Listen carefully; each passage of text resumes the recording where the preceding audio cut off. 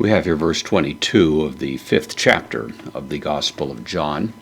Jesus is, at least in the terms of the way that John is painting the picture, having this conversation with the religious leaders who have been raising their objections to what Jesus had done, triggered by the fact that he had authorized a man to carry a cot on the Sabbath day, violating technically the rules that applied to the Sabbath as conceived of by the Talmudic regulations that were being enforced by these who were generally regarded as the Pharisees, the religious leaders, the religious elite. Jesus has been, of course, upping the ante throughout this conversation, increasingly raising his own status in terms of describing himself as having God as his personal Father, my Father, talking about how what the Father does, he does, especially giving life. He mentioned last time Jesus does the same thing, presumably referring to regenerative life, the life that he gives as people have their eyes opened, ears open to see him. And now, even more, we have a dramatic increase in the claims that Jesus makes. Ude is a conjunction that means and not, nor, or not even. It is rather forceful. We might render it something like not even the Father, or nor the Father here, then gar, for, postpositive, for the Father, ho pater, the Father, does not even, is the idea krene. Krene is a word that means to judge. But it's notable that the word is not the word condemn. Katakrima is a word that means condemnation, to judge down, as it were. This is simply a word that means to evaluate.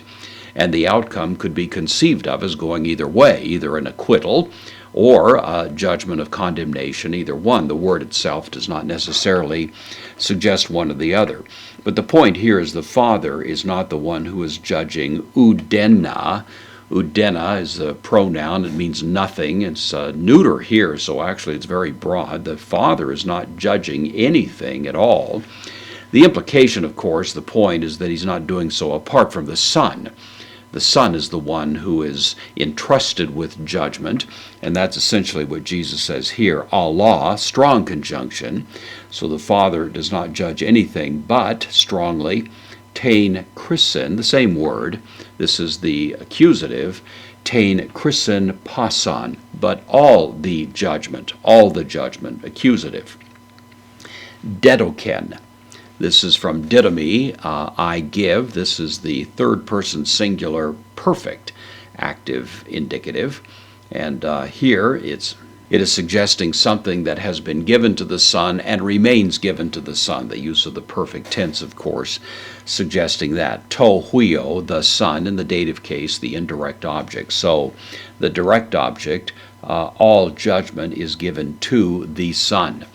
The sense of judgment, of course, has many facets to it. We think of the Apostles' Creed and other creeds that say, from whence he will come to judge the quick and the dead, referring, of course, to a final judgment. At the end of history, Paul says we will all stand before the judgment seat of Christ. There is a sense in which Jesus is judging all along, however, because as people either believe or refuse to believe, you might say the judgment is already passed.